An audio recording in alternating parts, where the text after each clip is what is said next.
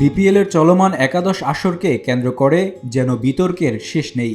এর মাঝে সবাইকে ছাপিয়ে আলোচনায় দুর্বার রাজশাহী। দলটির ক্রিকেটারদের পারিশ্রমিক বকেয়া রয়েছে।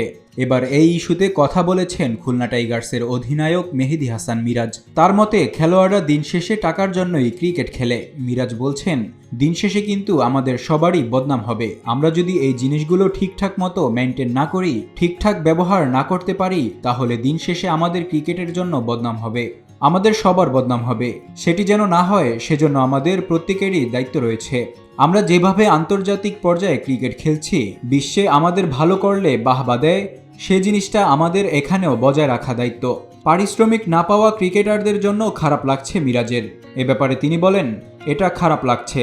দিন শেষে তো আমরা খেলোয়াড়রা ক্রিকেট খেলি টাকার জন্য। যদি পারিশ্রমিক না পাই, প্রত্যেকটা খেলোয়াড়ের জন্যই খারাপ।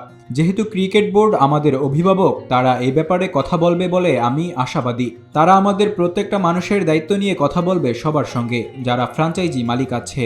সেক্ষেত্রে যদি সমস্যা হয়, ক্রিকেট বোর্ড একটা ভালো সমাধান দেবে আমাদের কাছে মনে হয়। বিপিএল কর্তৃপক্ষ বিষয়টি গুরুত্বের সঙ্গে দেখবে বলে প্রত্যাশা এই টাইগার অলরাউন্ডারের। এ ব্যাপারে তিনি বলেন, একটা জিনিস দেখেন, এবছর পরিস্থিতি একটু আলাদাভাবে হয়েছে। এর আগে এরকম কখনো হয়নি। আমার কাছে মনে হয় এই প্রথম এরকম পরিস্থিতি ঘটেছে। সবাই যদি চিন্তা করে যে এখন আমাদের দেশ সেটেল নেই, এর জন্য হয়তো এই সমস্যাগুলো হচ্ছে। আমার কাছে মনে হয় এখানে যারা দায়িত্বে আছে, বিপিএল গভর্নিং কাউন্সিল, এটা নিয়ে কাজ করবে। আশা করি তারা সুন্দর ভালো একটা সমাধান দেবে। তারা অবশ্যই খেলোয়াড়দের সঙ্গে থাকবে সব সময়।